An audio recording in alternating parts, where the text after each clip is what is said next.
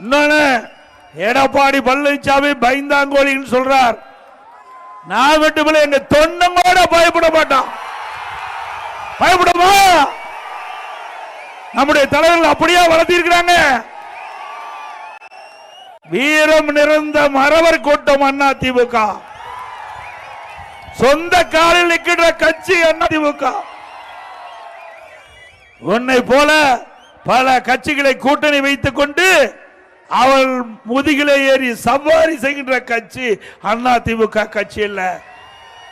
உழைப்பை நம்பி இருக்கின்ற கட்சி, மக்களுக்கு நன்மையை செய்து மக்களிடத்திலிருந்து வாக்குகள் பெறுகின்ற கட்சி அண்ணா திமுக கட்சி.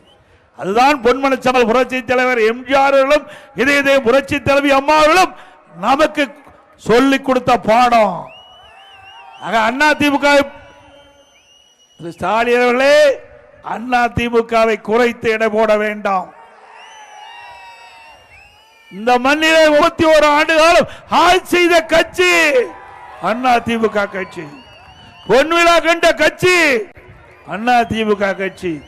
எங்களை பார்த்தா பயம்னு சொல்ற, பயம் வேணா உங்களுக்கு இருக்கலாம், திமுகவுக்கு பயம் இருக்கலாம். பயம் வந்து விட்டது. இன்றைக்கு இருட்டில் போகும்போது அந்த இருட்டை கண்டு பயப்படுகணும், பாட்டு பாடிக்கிட்டே போவாங்களாம். அந்த பயம், அப்படி தோல்வி என்ற தேர்தல் தோல்வி என்ற பயம் ஸ்டாலினுக்கு வந்துவிட்டது. அதனால் என்ன பேசுவது என்றே பேசாமல் பேசிக்கொண்டிருக்கின்ற நபர் திரு ஸ்டாலின் அவர்கள். திரு ஸ்டாலின் அவர்களே, எங்களை பொறுத்த வரைக்கும் தமிழ்நாட்டு மக்கள் தான் எஜமானர்கள். அவர்களுக்கு என்ன தேவை அதை நிறைவேற்றுவதுதான் எங்களுடைய தலையாய பணி. உங்களுக்கு அப்படி இல்லை, குடும்பம் தான் முக்கியம். மக்களை பற்றி கவலைப்படாத தலைவர் திரு ஸ்டாலின்.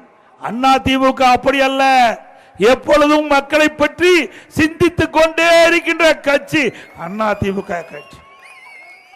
அப்படி இருக்கின்ற காரணத்தில் தானே கடுமையான வறட்சி. மக்களை காப்பாற்றிடும், மக்களுக்கு தேவையான குடிநீர் கிடைக்க கூட கடினமான சூழ்நிலையிலும் தடையில்லாம குடிநீரை வழங்கிடும்.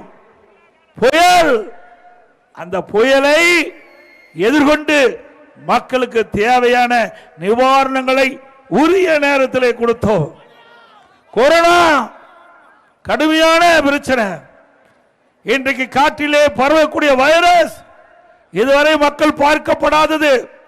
அப்படிப்பட்ட கொரோனா வைரஸ் காற்றிலே பரவி மக்களுடைய உயிரை குடிக்கக்கூடிய அந்த நோய் நம்முடைய தமிழ்நாட்டு மக்களை பாதிக்க கூடாது என்று இன்றைக்கு அரசு திறமையா செயல்பட்டு விலைமதிக்க முடியாத நம்முடைய உயிரினை காப்பாற்றிய அரசாங்கம் அண்ணா திமுக அரசாங்கம்.